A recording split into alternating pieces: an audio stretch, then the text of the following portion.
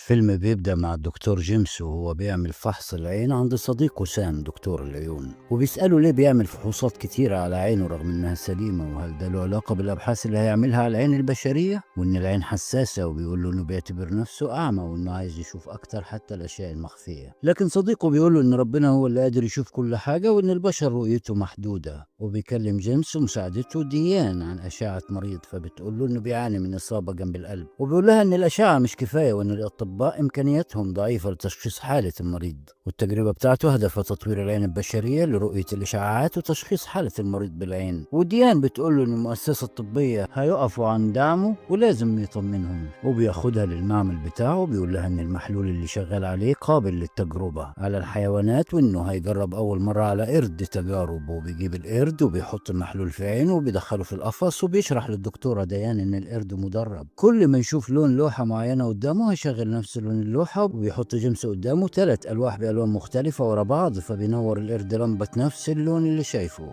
ثم التاني ثم التالت، مع إن اللوحات كلها على بعضها ومفيش غير لون واحد بس اللي ظهر قدام القرد، لأن القرد قادر يشوف اللون من خلال اللوح اللي قدامه. لكنه فجأة بينام القرد وبيبص لفوق، بيموت بسبب صدمة قلبية ومجهود العين وكل أعضاء الجسم بسبب التجربة، وبيروحوا يرتاحوا. وبتسأله ديان هو ليه عايز يشوف كل اللي حواليه، فبيقول لها إنه عايز يساعد المرضى في تشخيص حالتهم من خلال النظر، لأنها تكون أشعة إكس راي ومتطورة. وبتقول له ديان إن المجلس طالب مقابلته ضروري عشان يقدم لهم تقرير عن المشروع الجديد، فبيقول لها إنه ناوي يقدم لهم معجزة. وبيروح لسام صديقه وبيقول له إنه هيجرب المشروع على نفسه، لأنه هو هيعرف يوصف اللي حاسس بيه، وهو دكتور هيعرف يتعامل مع حالته لو حصل حاجة. وبيسجل جيمس في المسجل إنه هيجرب المحلول بتاعه على نفسه عن طريق وضع نقطة واحدة بس من المحلول في كل عين، وبيستنى 10 ثواني وبيفتح عينه وبتكون الرؤية مشوشة، وبيشوف ألوان وبيبص في الملف المقفول اللي قدامه، وبيقدر يقرأ العنوان، وبيتأكد سام من صحة كلامه، وفعلا بيكون نفس العنوان. وبيبص لسام وبيقول إن في ألم في جيب القميص اللي تحت بلطو المستشفى، وبيقول له إنه في ألم في جيب القميص اللي تحت بلطو المستشفى، وعنده زرار قميص وقع تحت الكرافتة. وبيكون جيمس قادر إنه يشوف الحاجات المستخبية، وبيطمع جيمس في أكتر من كده، وبيحط قطرة تانية في عينه وبيحس بألم قوي وبيغمى عليه. تاني يوم الدكتور سام بيمثل الدكتور جيمس قدام المؤسسة الطبية وبيسمعهم التسجيل الخاص بجيمس، وبيقول لهم إن مشروع جيمس نجح ولازم يستمروا في تمويله، لكنهم رفضوا لأنه ما عادش عليهم بأي فايدة ووقفوا تمويله. بيروح سام وديانا عشان يبلغوا جيمس باللي حصل، وبيكون شايفهم من تحت الضمادات، ولما بيقوم جيمس بيسحبوا المعمل منه وكل المعدات، وبيجي له دكتور زميله عشان يطلب منه